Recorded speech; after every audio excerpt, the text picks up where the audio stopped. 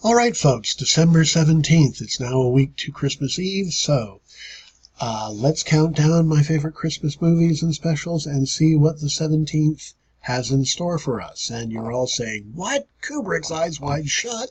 Is this guy nuts? Well, actually, no, and I'm going to explain why. All right, you'll also notice that, by the way, it has a whoa rating, which means it's, for me, one of the movies in which it wouldn't be Christmas, or one of the movies that has stature as a work of cinema in its own right. So this is Stanley Kubrick's final film. Many people would argue that Kubrick was the greatest director who ever directed a film, if not one of the greatest directors who ever directed a film. Now, interestingly enough, I was driving home listening to CBC Radio a few weeks ago, and I heard another critic come on who'd been asked to talk about a favorite Christmas movie of his, and he said, well, I'm going to talk about a Christmas movie that most people don't think of as a Christmas movie, and he said Eyes Wide Shut. And what was interesting about it was that a lot of the reasons why he loves Eyes Wide Shut and argues that it's a Christmas movie are the reasons why I tend to argue that Eyes Wide Shut is a Christmas movie as well. Now, one thing we know about Kubrick is that he loved to play games with genres. So if you look at 2001: A Space Odyssey, this is a movie that's made in the mid-1960s when science fiction films are all about the aliens are coming to destroy us and pervert our way of life. And of course, the aliens were code for the Russians. It's at the height of the Cold War. So right at the height of the Cold War, he releases a science fiction film which basically tells us that the aliens are actually responsible for facilitating human evolution. And you see this consistently throughout his career. He's taking established genres and just playing havoc with the expectations of those genres. Paths of Glory and Full Metal Jacket are war films in which you never see the enemy until the very end when you find out she's a pre-adolescent girl. Barry Lyndon is an exquisitely, elaborately staged historical drama about a lowlife and a nobody. The Shining is a horror film which takes place in a very brightly lit, colorful, pleasant, comfortable hotel. So Kubrick just loved, and at a time when horror films are usually about a threat from outside the family, in The Exorcist, the little girl gets possessed by the devil, that the integrity of the family is threatened by something coming from the outside. In The Shining, the monster is of the family. The monster is the father. He is eroding the family from within. So, with that little preamble here, what Kubrick is basically doing is, firstly, he was a notorious control freak, and just about every frame in this movie screams at you in some way, this is Christmas. There's always a Christmas tree in every scene, or a Christmas wreath, or Christmas lights. He's constantly reminding you that this is Christmas. And the movie has a similar arc to a Christmas movie.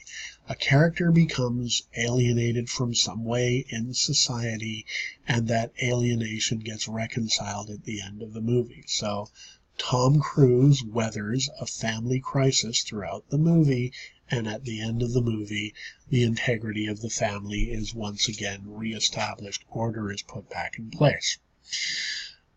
In Kubrick's film, however, what has happened throughout the movie is far too disturbing for us to take a lot of comfort in the fact that the family is put back together.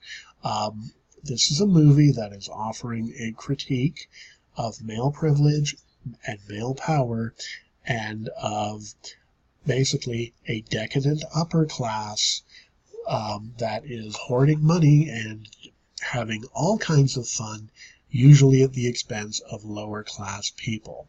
It's Shakespeare's famous phrase is, "Methinks the lady doth protest too much," meaning that a character in that particular play is denying something so much that it's obvious that she must have done it. What's happens in this film is that two lower class characters who are servant characters for the upper classes, well, one of them shows up dead, the other one goes missing, and at the end of the film, the sort of main patriarch character utterly denies that anything bad happened to either of these characters in a way that makes you just know that he killed both of them. And the only reason that he's not going to kill Tom Cruise is that Tom Cruise might still be of some use to him, and the murder would be a little high profile and it would gain a little too much attention. So there's some very, very sinister stuff going on in this movie. And Tom Cruise, a lot of the movie relies on Cruise himself as an icon of masculinity and of a certain sort of privilege to work in this movie. You'll notice throughout this movie that whenever he wants to manipulate anybody, he whips out his wallet, he flashes the cash, and he flashes his New York State Medical Board card. So basically, anytime he tries to get anything, he whips out the wallet and says, I have high social status, meaning I'm a doctor, and I have lots of money.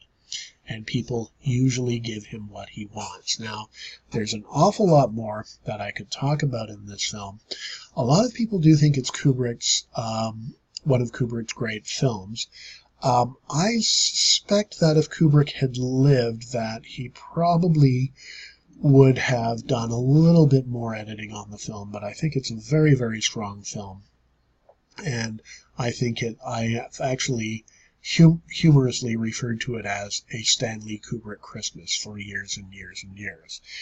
It plays around with the genre of the family melodrama, the genre of the holiday movie, but it also offers a very potent social critique. So, at any rate, hope you've enjoyed today's mini review. Look forward to doing another one tomorrow. Thank you.